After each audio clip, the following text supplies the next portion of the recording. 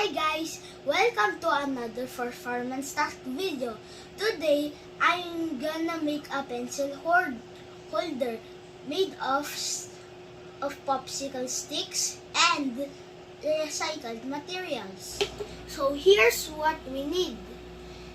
Tissue holder for the base, popsicle sticks, double-sided tape, scissors, and some stickers for some decorations. First, I'm gonna remove the top part of this tissue holder.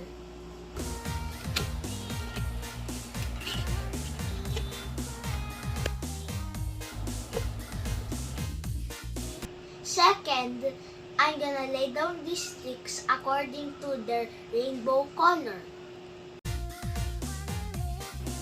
Third, I'm gonna put double-sided tape at the popsicle sticks. For this part, I need a helping hand from my mom. Fourth, I'm gonna stick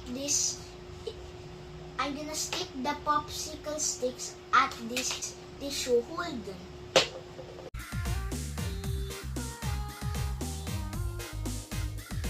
Fifth, time for decoration.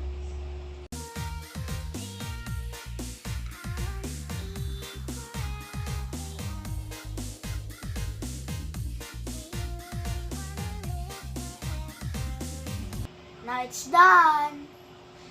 Last is to use it.